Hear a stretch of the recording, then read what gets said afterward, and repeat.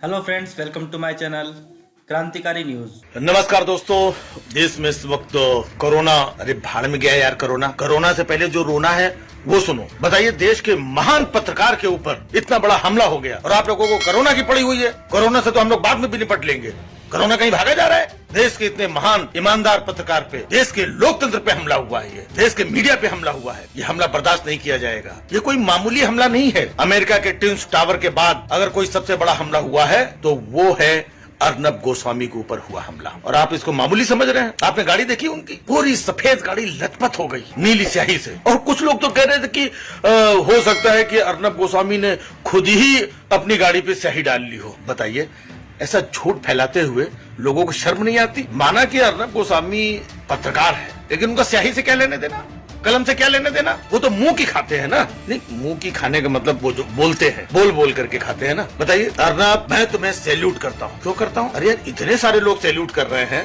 क्या सारे लोग बेवकूफ है क्या जो सैल्यूट कर रहे हैं अर्नब को? भाई कुछ ना कुछ तो अर्नब ने किया ही होगा ना, सब लोग सैल्यूट कर रहे हैं तो मैं भी सैल्यूट करता हूँ। क्या चिल्लाता है अर्नब, मेहनत लगती है चिल्लाने में, मेहनत का काम करता है वो। दूसरे पत्रकारों को देखा है कभी कोई? मिमियाते रहते हैं, इसको गला फाड़ फाड़ करके काम करता है, मेहनत करता है। आपने गदर फिल्म देखी थी ना, सन्नी देओल उसमें कैसे चिल्लाता है, या उससे ज्यादा चिल्लाता है ये। और वो गदर तो फिल्म थी, असली गदर जो है ना, वो इसके चिल्लाने से पूरे देश में मची हुई है। मेहनत करता है और लोगों को समझ में नहीं आता है। बताइए, उसके ऊपर हमला कर दिया यार। कि सच बोलना गुनाह है, सच बोलना गुनाह है इस देश में। भाई सच ही तो बोला था उसने।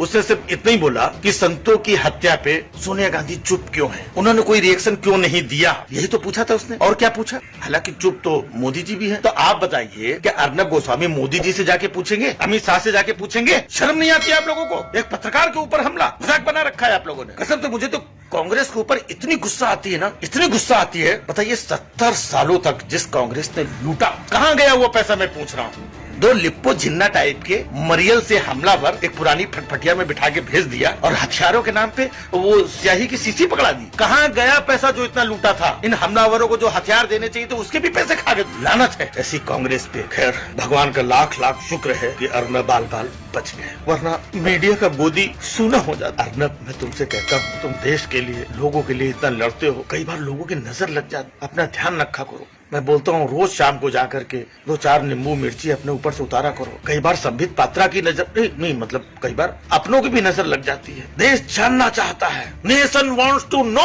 मुझे आज तक ये समझ में नहीं आया कि देश कब इसके कान में जाके बोलता है कि अर्नब सुनो, मैं ये जानना चाहता हूँ, तुम पूछ के बताओ। बताइए, नहीं मतलब देश पूछता होगा अर्नब से, अर्नब अपने मन से थोड़ी पूछे। सोचिए, देश की और अर्नब की आपस में कितनी अच्छी ट्यूनिंग है, कितना बड़ा देशभक्त है, और उसके ऊपर हमला हो जाए, ये बिल्कुल बर्दाश्त नहीं किया जाएगा। वैसे एक बात और है अर्नब, कि ये जो तुम जो इतना पूछते हो ना, सोनिया गांधी फलाना, वो कहाँ, ये कहाँ, वो कहाँ, नहीं पूछते हो तो अच्छा करते हो, लेकिन ये कभी कभी ऐसा नहीं लगता है कि तुम ये संबित पात्रा के पेट पे लात मार रहे हो?